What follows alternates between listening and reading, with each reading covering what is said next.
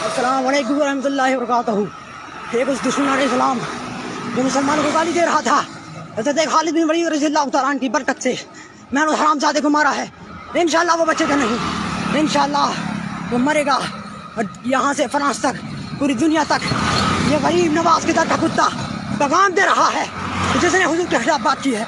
लब्बैक या रसूल अल्लाह, हम जिएंगे आपके लिए और मरेंगे आपके लिए, इंशाअल्लाह मार देंगे। तो ये ना समझे कि हुकूमत मोदी की है, योगी की है, नहीं, हमारे दिनों पर राज सिर्फ मुस्तफ़ा जानी रहमत का चलता है। इंशाअल्लाह अंतरीम मारेंगे। लब्बैक लब्बैक लब्बैक या रसूल अल्लाह सल्लल्लाहु अलैहि वसल्लम। ऐ मुसलमानों, अपनी जान माली से तो आबरू हुजूर के लिए कुर्बान कर दो। जिसने वो डासना का रंडी का बच्चा, कोठे की पैदावार, हरामजादे आ रहे हैं हुजूर दे गुलाम तेनू बताने, तू बचते सही, तेनू दसना है हुजूर दे गुलाम कैसे होते हैं। या खादिम हुसैन रज़वी, आपने फरमाया था अल्लाह की राह में निकलो फरिश्ते आएंगे। और में दिन रात फरमाओ एक कत्ल नहीं करना, दुश्मनान इस्लाम दी लाशों के ढेर लगा दे रहे इंशाअल्लाह। लब्बैक या रसूल अल्लाह। इसी से हमारा है इंशाअल्लाह, तमाम गुस्ताखों को मार डालेंगे।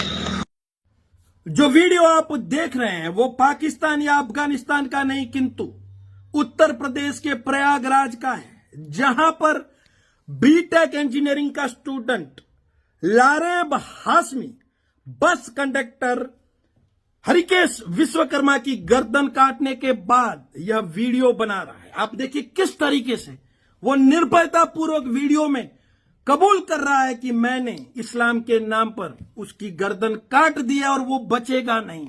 देखिए किस तरीके से वो मुस्लिमों को आह्वान कर रहा है कि धर्म के नाम पर अपना सब कुछ न्योछावर कर दो। हुकूमत भले योगी मोदी की हो, किंतु हम रसूल के गुलाम हैं और एक लाश नहीं, लाशों के ढेर बिछा दिए जाएंगे।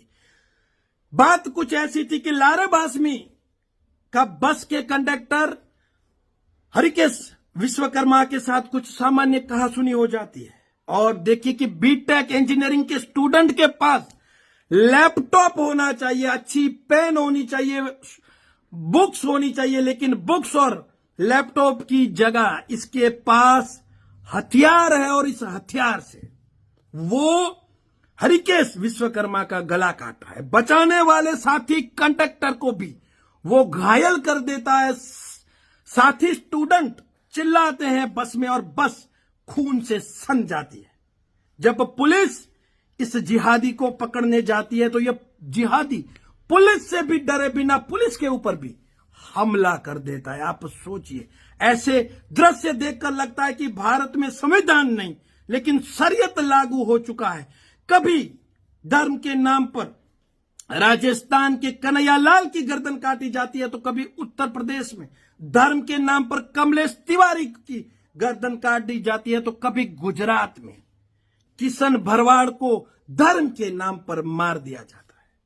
केवल सर तन से जुदा के नारे नहीं लगते हैं, लेकिन अक्सर समय समय पर धर्म के नाम पर हिंदुओं के सर तन से जुदा होते भी है। तब मैं सरकारों से, मैं भारत के नेताओं से पूछना चाहूंगा कि क्या भारतीय संविधान केवल हिंदुओं के लिए है?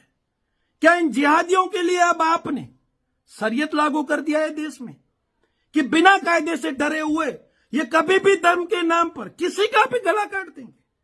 सोचिए जरूर, नेताओं से सवाल जरूर पूछिए। भारत का कोई राज्य ऐसा नहीं है जहां पर भले सरकार किसी की भी हो लेकिन हिंदुओं के सर कट रहे हैं, हिंदुओं को गोलियां लग रही है केवल और केवल धर्म के नाम पर। सोचिए, समझिए, और अगला हरिकेश विश्वकर्मा या कमलेश या कन्हैयालाल कौन होगा, इसकी राह देखिए। जय श्री राम।